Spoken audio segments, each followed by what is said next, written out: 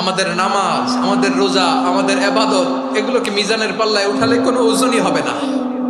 তবে আমাদের একটা কৌশল জানা আছে, আমরা আল্লাহর রহমতের ভিখারি। আমরা সেদিন আগেই গুনার স্বীকৃতি দিয়ে দেব। আমরা বলবো, আল্লাহ তুমি প্রশ্ন করার আগে তোমার একটা কথা বলি, আমারে কিছু জিজ্ঞেস করো না, আমি সব করেছি।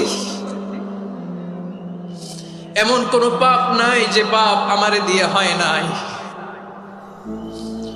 তোমার রহমত দিয়ে তুমি জান্নাতে পাঠাবা, তোমার দয়ায় জান্নাতে যেতে চাই, আমল দিয়ে না। পারবেন বলতে? কিয়ামতের দিন আমরা বলবো, আল্লাহ আমার আমল দিয়ে জান্নাত চাই না, আমি তোমার দয়া দিয়ে জান্নাত চাই। তোমার দয়া ছাড়া আমার কোনো উপায় নাই। কারণ আল্লাহ যদি বিচার করে, বাঁচার কারো উপায় নাই। আল্লাহ যদি বলে ফেলেন তুই এটা করলি কেন, ওখানে গেলি কেন, কোরআনে 1000 বার নিষেধ করলাম তারপরেও এই পাপে জড়ালি কেন, এরকম প্রশ্ন ছুড়ে দিলে আমার উত্তর আছে? বাঁচার কোনো উপায় আছে? রোজ হাসরে হে আল্লাহ আমার করোনা বিচার, আল্লাহ করোনা বিচার।